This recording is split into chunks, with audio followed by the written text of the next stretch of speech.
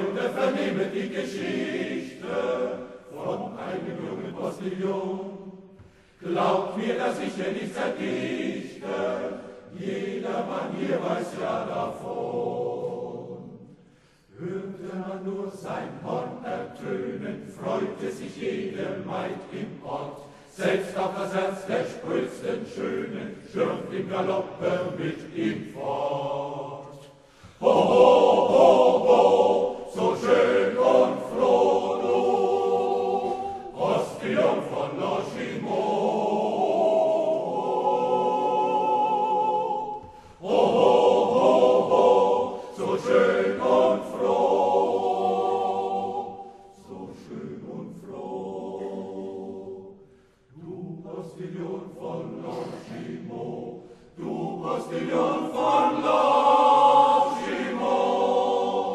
Ah, wie so schön, wie so schön, wie so froh, du Postillon von Longimont. Ah, wie so schön, wie so schön, wie so froh, du Postillon von Longimont.